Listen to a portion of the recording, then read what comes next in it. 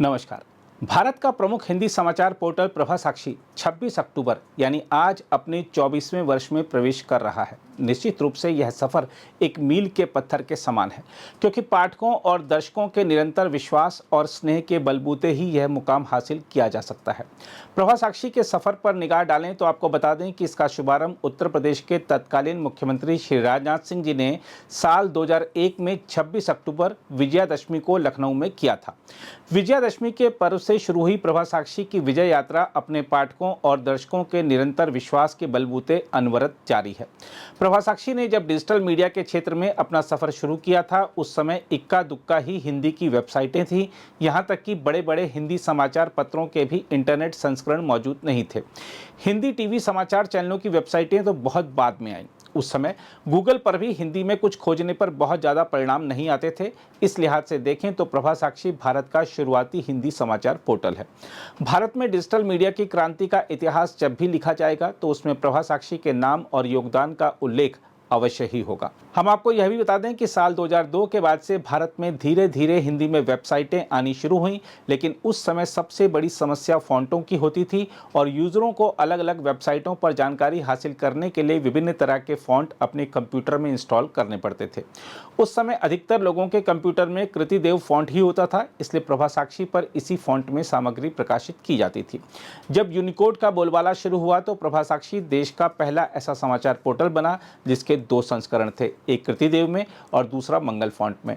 2002 से लेकर 2010 के बीच तो ऐसा दौर भी आया जब हिंदी में विभिन्न प्रकार की आधी अधूरी जानकारियों से भरी वेबसाइटों की बाढ़ सी आ गई, लेकिन प्रभा साक्षी ने पत्रकारिता के स्थापित मानदंडों का पालन करते हुए पाठकों तक सही जानकारी त्वरित गति से पहुंचाई। उस दौर में हिंदी समाचार वेबसाइटों के लिए आय का कोई स्रोत नहीं था, किसी प्रकार का सरकारी प्रोत्साहन भी नहीं था। ऐसे में हिंदी की अनेकों ऐसी वेबसाइटें बंद होती चली गईं जो कि बड़े धूमधाम के साथ शुरू की गई थी। लेकिन ऐसे कठिन समय में भी प्रभा साक्षी ने अपने समाचारों और आलेखों की विश्वसनीयता, त्वरितता, गुणवत्ता और विविधता के चलते राष्ट्रीय स्तर पर अपना प्रसार किया।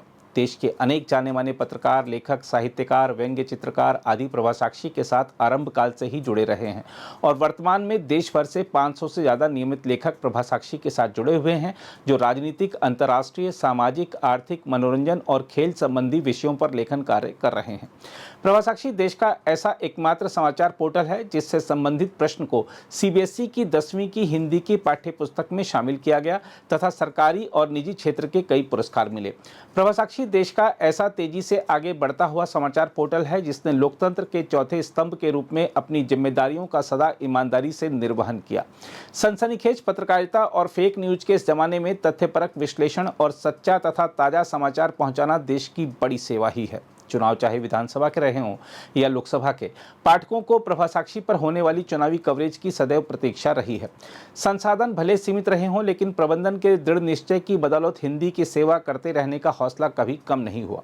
यही कारण है कि प्रभा साक्षी टीम ने विधानसभाओं और लोकसभा चुनावों के दौरान देश भर का दौरा कर सही खबरें और विश्लेषण तथा आम जन के मुद्दे देश के समक्ष बड़ी गहराई के साथ रखे। साल 2024 के लोकसभा चुनाव में भी प्रभा साक्षी की टीम ने देश भर की यात्रा के दौरान हजारों किलोमीटर का सफर कर पाठकों और दर्शकों तक ताजा चुनावी समाचार, विश्लेषण और साक्षात्कार पहुंचाए। यही नहीं, मौका चाहे दीपावली का रहा हो या ईद का या फिर क्रिसमस अथवा बैसाखी का, प्रभा साक्षी ने सदैव सभी धर्मों, सभी रंगों को पूरा महत्व दिया। पृथ्वी के सबसे बड़े मेले कुंभ की विशेष रिपोर्टें भी देश दुनिया ने प्रभा साक्षी पर देखी तो कोरोना काल में प्रभा साक्षी की टीम ने बेहद सतर्कता के साथ रिपोर्टिंग कर पाठकों और दर्शकों तक तथ्यपरक जानकारियां बेहद तीव्रता से पहुंचाई। प्रभा साक्षी ने समय समय पर फेक न्यूज के खिलाफ अभियान चलाते हुए तीखी और ध्रुवीकरण वाली बहसों के दौर में संयमित पत्रकारिता कर बड़ी मिसाल पेश की है। साथ ही हमने लोकतांत्रिक परंपराओं को मजबूत करने में डिजिटल मीडिया को सहायक बनाते हुए रिपोर्टिंग भी की है। इसके अलावा बदलते जम्मू कश्मीर से रोजाना ग्राउंड रिपोर्टें, भारत के सांस्कृतिक मूल्यों से परिचित कराती खोजी रिपोर्टें और कर्तव्य पथ पर तेजी से बढ़ते देश की अहम उपलब्धियों पर रिपोर्टें प्रकाशित और प्रसारित की।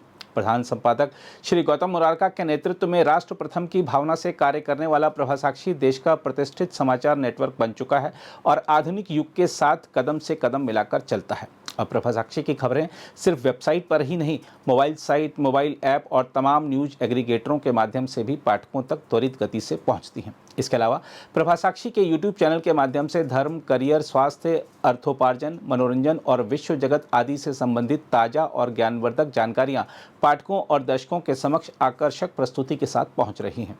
प्रभा साक्षी ने साल 2018 में विभिन्न क्षेत्रों से जुड़े हिंदी भाषा के 21 सेवकों को वार्षिक हिंदी सेवा सम्मान से सम्मानित करने की जो परंपरा शुरू की थी, वह वर्ष दर वर्ष आगे बढ़ रही है। इसके अलावा प्रभा साक्षी की ओर से दिल्ली में स्थित राज्यों के सूचना कार्यालय में से किसी एक को विभिन्न पैमानों के आधार पर सर्वश्रेष्ठ सूचना कार्यालय तथा राजनीतिक दलों की विभिन्न राज्य इकाइयों के मीडिया प्रकोष्ठों में से किसी एक को विभिन्न पैमानों के आधार पर सर्वश्रेष्ठ मीडिया प्रकोष्ठ श्रेणी में पुरस्कार दिए जाते हैं।